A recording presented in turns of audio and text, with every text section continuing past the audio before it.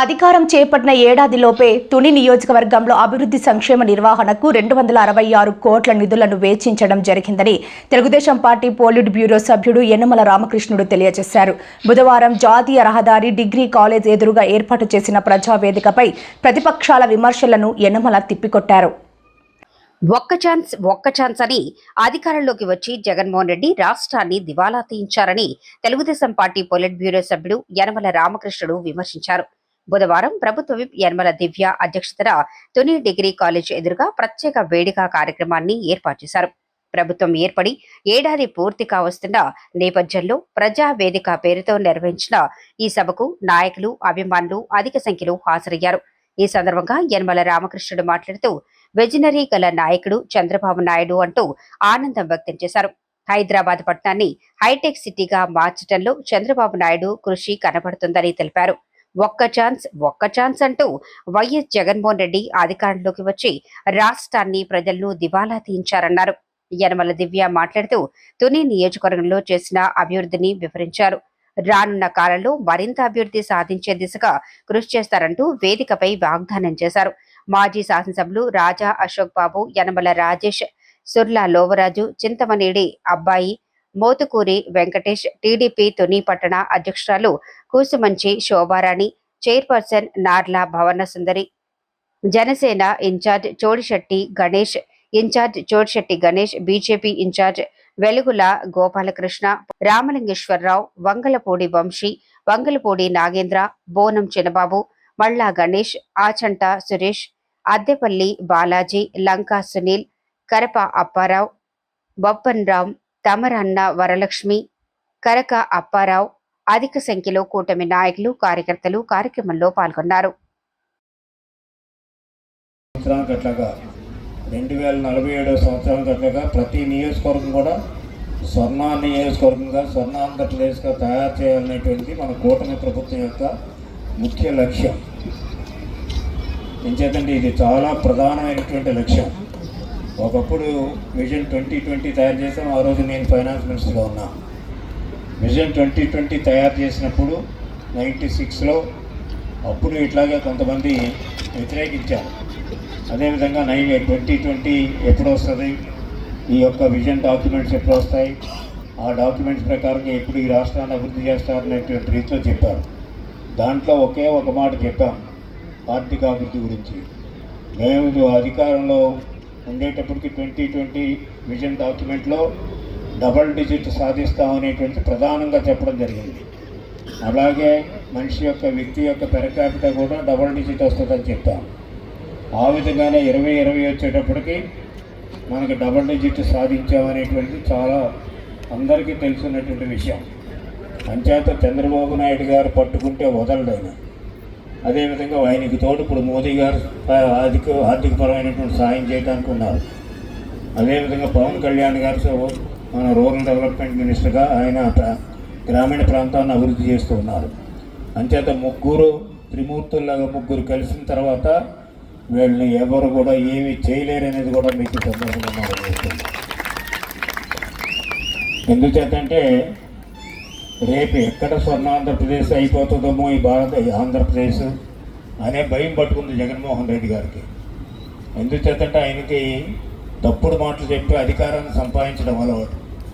ఆ విధంగానే 14లో మనం వచ్చి బాగు చేస్తూ ఉంటే రాష్ట్రాన్ని, 19వ సంవత్సరం వచ్చేటప్పుడు మనం చాలా కార్యక్రమాలు చేశాం. డబుల్ డిజిట్ సాధించాం. అదేవిధంగా ఆర్థిక అభివృద్ధి సాధించడమే కాకుండా అనేక ఇన్వెస్ట్మెంట్లు చేశాం. చాలా అభివృద్ధి చెందుతూ ఉంటే అమరావతిని క్యాపిటల్గా చేయాలని అనుకున్నాం. దానికి కావాల్సిన సౌకర్యాలు సమకూర్చడానికి అన్ని ఏర్పాట్లు కూడా చేశాం.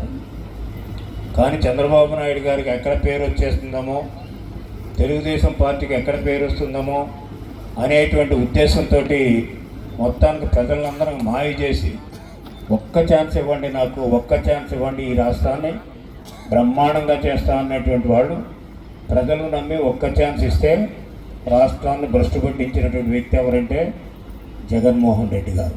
ఇది రికార్డులో ఉంది, ఎక్కడ కాదు. ఎంచేతంటే ఒక్క అమరావతి తీసుకోండి, 2-3 విషయాలు చెప్తాను నేను. ఒక అమరావతి తీసుకుంటే అమరావతి క్యాపిటల్గా ఆ రోజున ఆయన కూడా సపోర్ట్ చేశాడు. శాసనసభలో మేమంతా ఉన్నాం. ఆయన కూడా సపోర్ట్ చేసి దీనికి కావాల్సింది 30,000 ఎకరాలు కాదు ఇంకా కర్తలకి తెలుగుదేశం పార్టీ శ్రేణులందరికీ కూడా నా ప్రత్యేక ధన్యవాదాలు. ఈ రోజు మనం మన ఎన్డీఏ ప్రభుత్వానికి ఎంతో గర్వించి దగ రోజు. సంవత్సరం క్రితం ఇదే రోజున వచ్చిన ఎన్నికల ఫలితాల్లో తుని నియోజకవర్గ ప్రజల ఎమ్మెల్యేగా నన్ను బాధ్యతలు అప్పగించారు. ఎమ్మెల్యేగా నేను మన ఎన్డీఏ ప్రభుత్వం ఒక నిండు సంవత్సరం పూర్తి చేసుకున్నాము. ఇది ఒక విజయం కంటే ఒక బాధ్యతగా నేను భావిస్తున్నాను.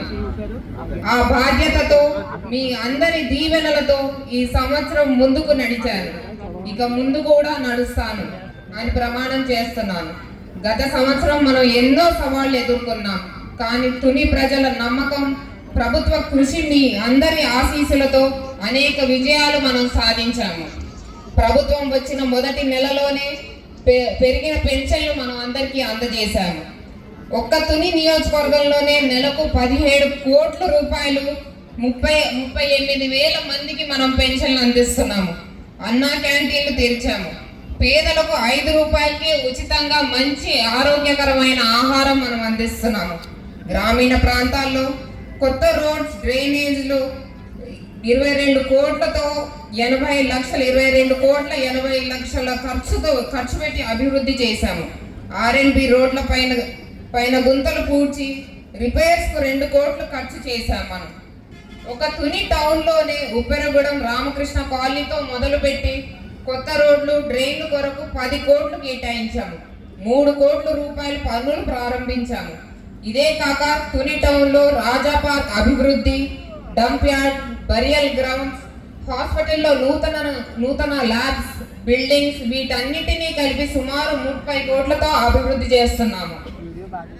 లోవ దేవస్థానంలో 4 కోట్లతో రోడ్లు, ఎస్కలేటర్లు టేకప్ చేస్తున్నాము.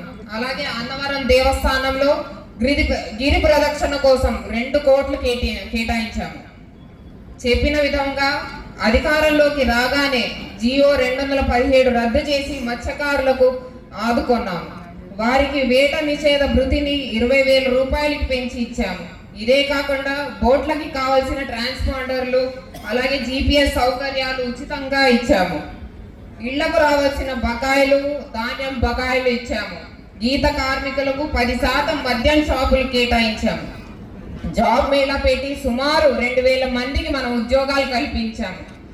పుష్కర డీజిల్ స్టేషన్కి, ఆయకట్ట అభివృద్ధికి 69 లక్షల అమౌంట్స్తో వర్క్ చేపట్టాము.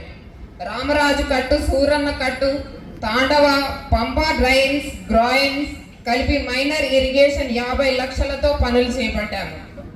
ఎర్రైపేటలో మత్స్యకారు సోదరులకు 40 లక్షల రూపాయలతోటి కమ్యూనిటీ హాల్ భవనం తెచ్చాము. అధికారంలోకి వచ్చిన మొదటి సంవత్సరంలోనే మీ అందరి కోసం అభివృద్ధి, సంక్షేమ కార్యక్రమాలు చేపట్టాము. ఈ మొత్తం లిస్టు కూడా మీడియా వారికి అందజేయబడుతుంది, వెళ్ళేటప్పుడు తీసుకోవాల్సిందిగా కోరుతున్నాం. ఈ అభివృద్ధి యాత్ర ఇంకా చాలా దూరం కొనసాగాలి. ప్రజల ఆశలు నెరవేర్చే దిశగా మన ఎన్డీఏ ప్రభుత్వం, నేను నిత్యం కృషి చేస్తాము. మీ అందరి ఆశీస్సులు, సలహాలు నాకు ఎప్పుడూ కావాలి. అన్నిటికంటే ముఖ్యంగా ఇవాళ తుని ప్రశాంతంగా ఉంది. హత్యలు, గొడవలు, అవినీతి అక్రమాలకు ఇక్కడ చోటు లేదు. ఇటువంటి ప్రశాంతత వాతావరణం అభివృద్ధికి ఎంతో మేలు తోడ్పడుతుంది. వెన్నుపోటుకి పేటెంట్ వైసీపీది. అక్రమాలకు, స్కామ్లకు చెక్ పెట్టిన ప్రభుత్వం మన కూటమి ప్రభుత్వం. ఆ అవినీతి అక్రమాలు ఆపేయడం వల్లే వాళ్ళు హెచ్చుమీరి మాట్లాడుతున్నారు. ఇవాళ రాష్ట్రం అంతా జరుగుతున్న అరెస్టులు, వాళ్ళు చేసిన స్కాముల వల్లనే ఇవాళ అధికారులు, నాయకులు ఇబ్బంది పడుతున్నారు. ఇచ్చిన వాటిలో 10% హామీలు కూడా వారు నెరవేర్చలేదు. మనం వచ్చిన ఒక్క సంవత్సరంలోనే 70% పైగా హామీలు మనం నెరవేర్చాము. ఎన్డీఏ ప్రభుత్వం మీద మాట్లాడడం చాలా హాస్యాస్పదంగా ఉంది. ప్రజలు తెలిపిన వారు